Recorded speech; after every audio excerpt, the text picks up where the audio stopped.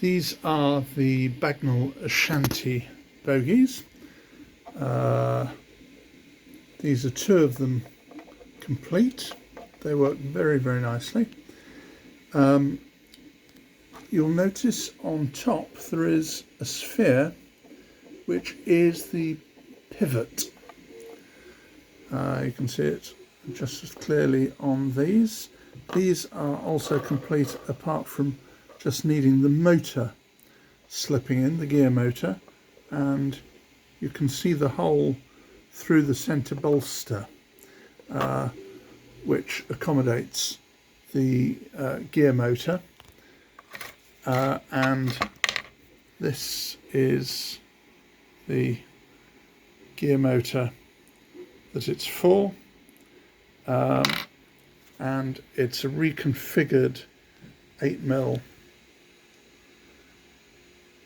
40 RPM gear motor, reconfigured by taking one stage out, so it now has about 140 RPM output, and it's got a mod 0.3 bevel gear on the output shaft, and that will just slip nicely in the bolster and mesh with the bevel gear on the axle.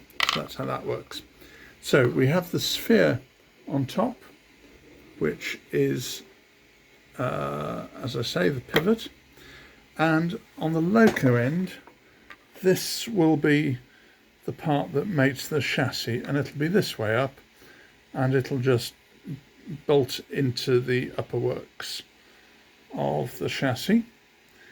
And on the underside we have a socket, and it's got a domed top to the socket to mate with the sphere, and some spring wire, I think it's 0.4mm spring wire, something like that,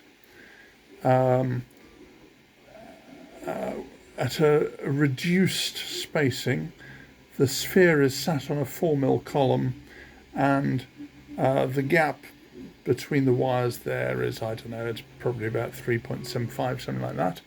And the idea is that this just sits over, sits over the sphere if it doesn't escape, and just,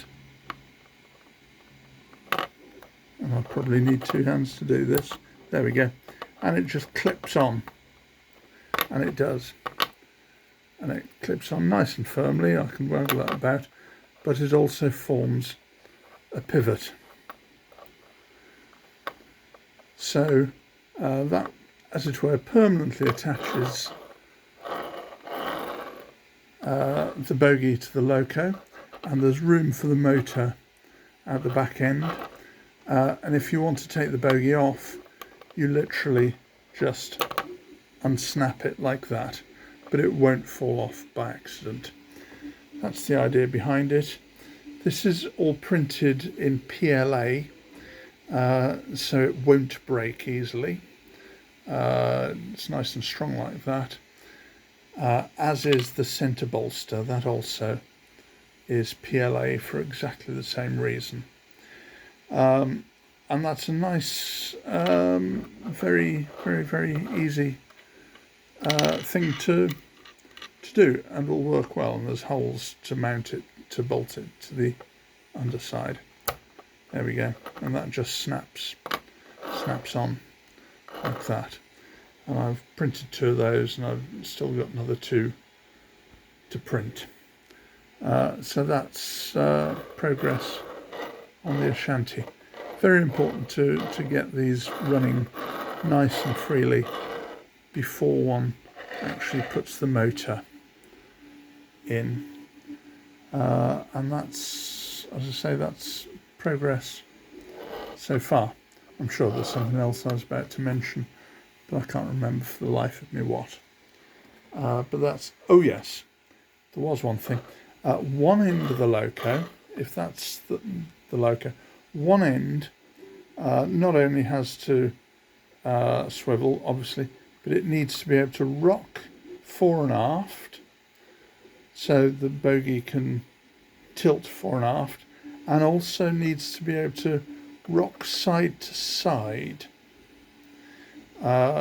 so it copes like that. So it can cope with track irregularities. However, the one at the other end needs to be able to rock fore and aft, but I shall put some packing in to stop it from rocking from side to side. So only one bogie rocks from side to side. The other, the body can't tilt on and is effectively rigid on the bogie. And that'll ensure it rides the track nicely and won't derail, but it'll also ensure the body doesn't flop around from side to side in an uncontrolled fashion. And that'll very simply be done with a very small piece of packing in the gap between the bolster and the bogie. My apologies for the rubbishness of the quality of this video. It's me just holding the phone, but there we are. So that's the Ashanti bogies. Been a bit of an uphill struggle, but we now have enough bogies for 2 locos, 14mm gauge, 7mm scale. Going to be quite nice loco when we're done.